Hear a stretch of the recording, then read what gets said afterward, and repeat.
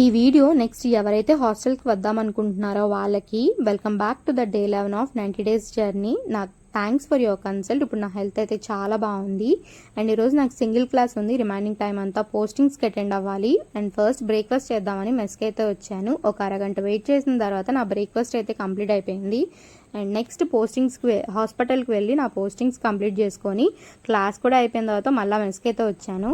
మీకు ఎప్పుడు చూడని వింత అయితే ఇక్కడ చూపిస్తాను. ఫ్రమ్ పాస్ట్ 3 ఇయర్స్గా నేనైతే చూస్తున్నా.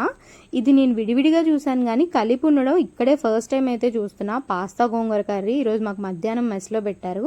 ఇంకా చేసేది ఏం లేక రూమ్కి వచ్చేసాను. నా ఫ్రెండ్ చపాతీ ప్రిపేర్ చేస్తే ఇంకా ఆఫ్టర్నూన్ చపాతీ తినేసి పోస్టింగ్స్కి అయితే వెళ్ళిపోయా. నెక్స్ట్ ఎవరైతే హాస్టల్స్కి వెళ్దాం అనుకుంటున్నారో నా బెస్ట్ సజెషన్, మీకున్న టైంలో మీకు వీలైనంత మీ కంఫర్ట్ ఫుడ్ ఎంతైతే తినగలరో అంతైతే తినేసేయండి. ఎందుకంటే హాస్టల్కి వచ్చిన తర్వాత వీక్లో 2 to 3 టైమ్స్ కంటే ఎక్కువైతే మీరు మీ కంఫర్ట్ ఫుడ్ని తినలేరు.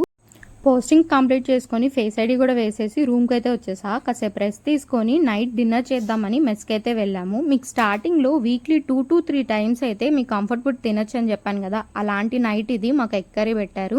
మేము ఇంకా డిన్నర్ కంప్లీట్ చేసుకొని రూమ్కి అయితే వచ్చేసాం. ఇంకా ఫ్రెష్ అయ్యి కడలి ఈరోజు లాస్ట్ పేజ్ చదివేసి అయితే పడుకున్నా. మీకు ఇంకేమైనా బుక్ సజెషన్స్ ఉంటే నాకు కామెంట్ సెక్షన్లో చెప్పండి అండ్ నెక్స్ట్ వీడియోతో మళ్ళా కలుద్దాం.